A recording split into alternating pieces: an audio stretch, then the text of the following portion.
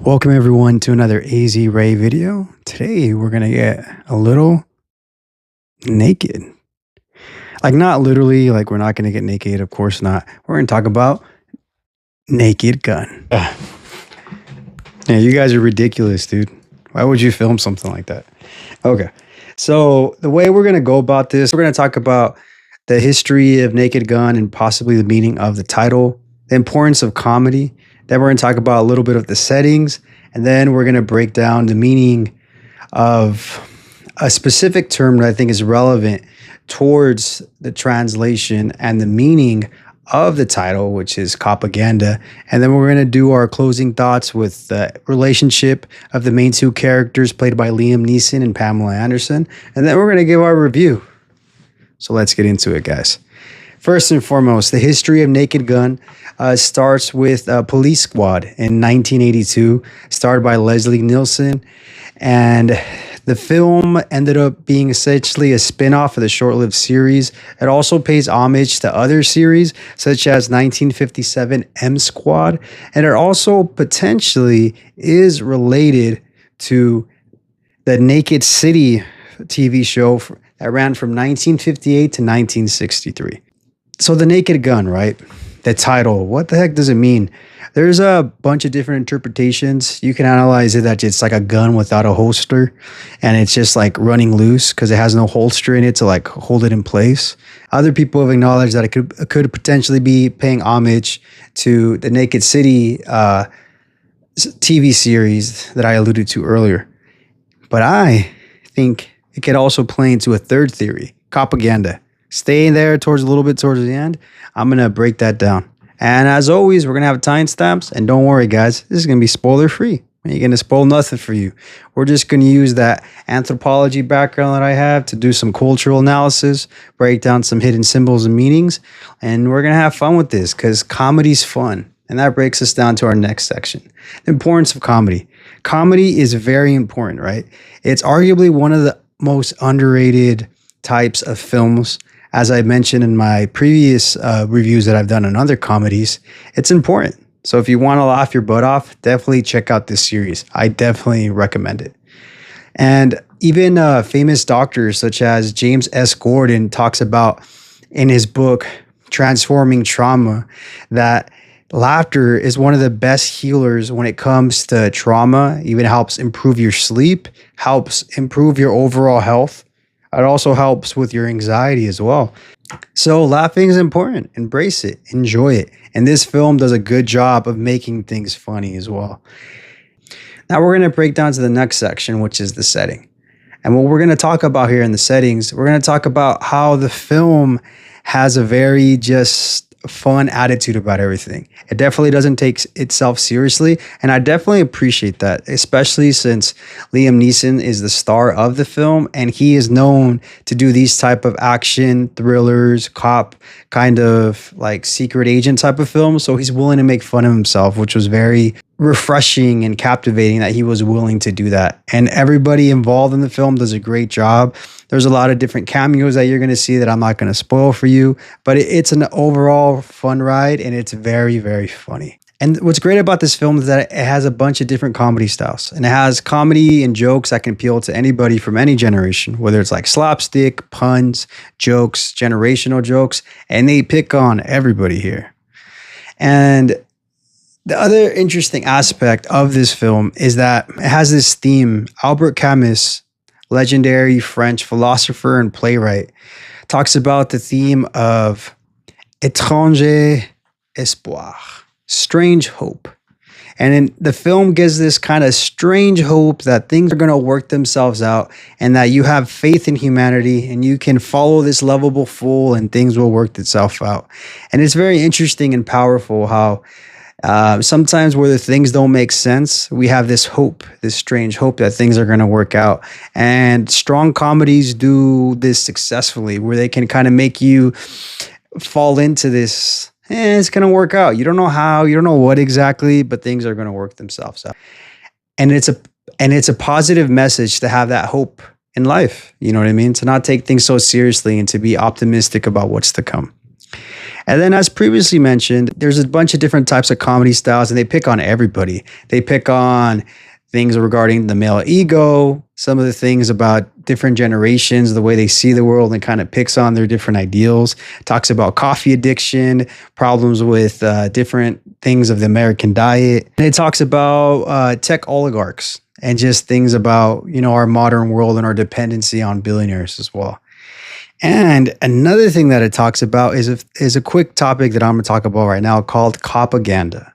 Copaganda has been a concept that's been talked about for different journalists and researchers since the 60s.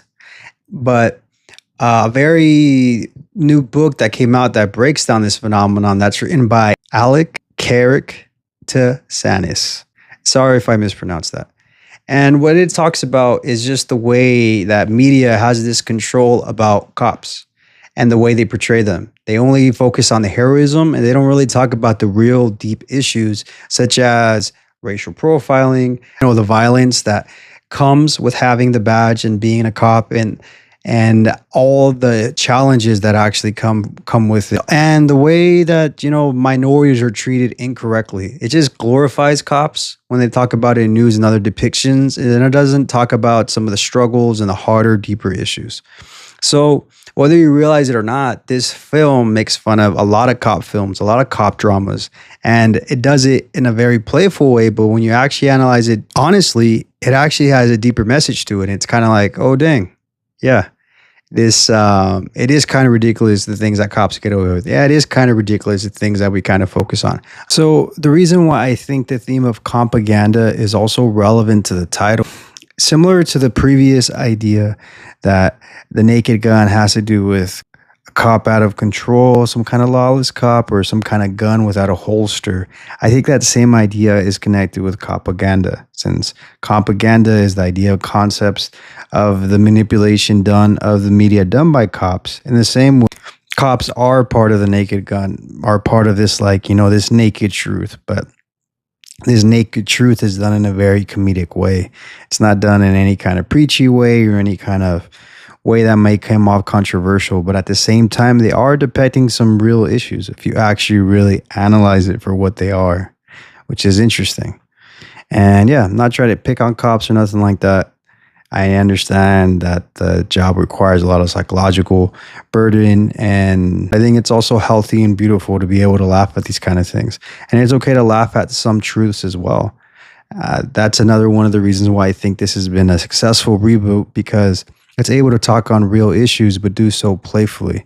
And you're welcome to completely dismiss these takes. That's completely fine, and just take the comedy for what it is. But I just thought it was worth mentioning, since Copaganda has to do with the media, and we're watching this film, which is about cops.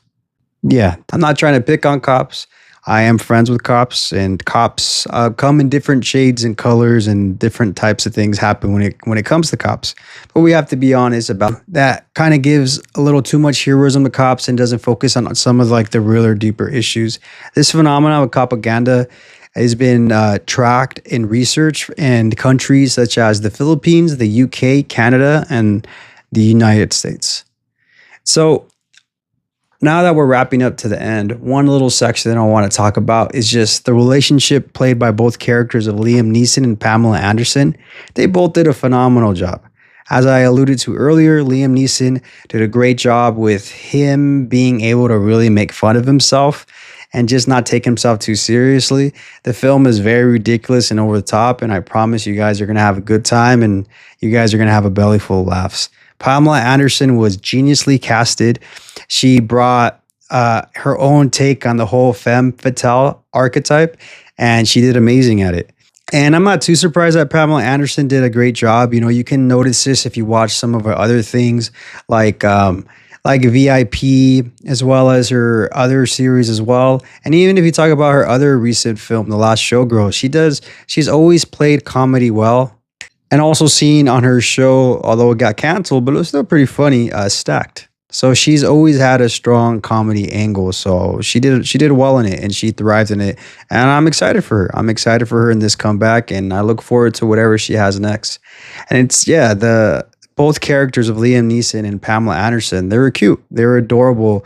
and they did a great job of balancing sex appeal and comedy, and they just had this very authentic chemistry, which is interesting. And there is rumors that they are potentially dating, which we're not here to put rumors, but if they are dating and things, I hope it works out successfully if they are dating. And if they're not dating, that's totally fine too.